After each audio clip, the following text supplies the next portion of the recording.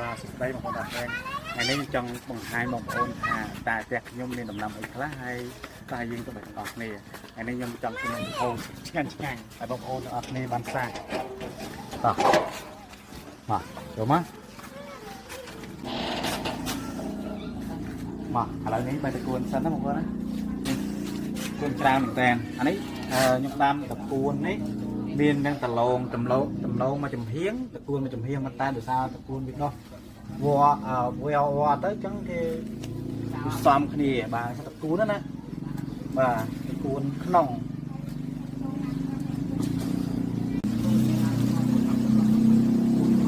បងប្អូននេះតកួននេះខ្ញុំបាញ់អត់ភាសាណាភាសាចឹងវានៅសល់តែប្រហែលទេបាញ់អត់ភាសាហើយ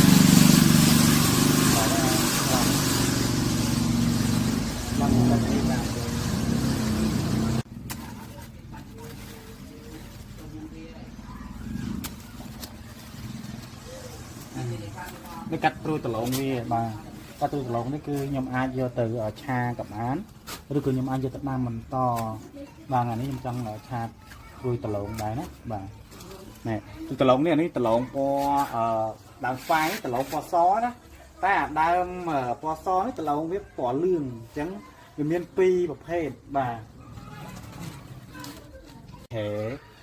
នេះបន្លែយើងអូតោះខ្ញុំទៅមើលទៀតបាទនេះសិតតែដាំកវាញតែវាអត់តាន់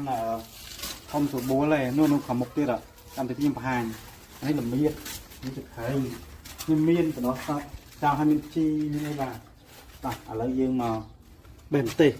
ម្ទេសល្អមកឃើញហ៎ម្ទេសល្អមែនតើបាទទីទុំអស់ហើយនេះបងប្អូនអើយនេះខាន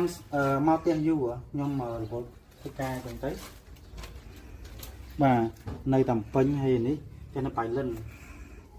ចឹងដាំទុកចោលឲ្យពូគាត់ស្រោចទឹកឲ្យតោះឥឡូវយើងបេះជាមួយនឹងអានេះម្ដងអានេះហិនលក់ឆ្ងាញ់បងប្អូនបាទនេះឈ្ងុយជីនេះឲ្យជីលក់បងប្អូននេះមកធ្វើលក់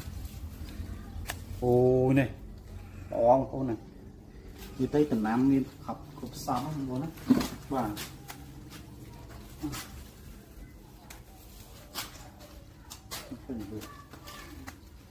ខានមកយូរដល់ចង់ឡើងផ្កាឲ្យបងប្អូនឃើញទេ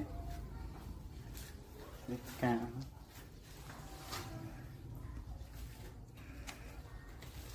កាត់ចឹង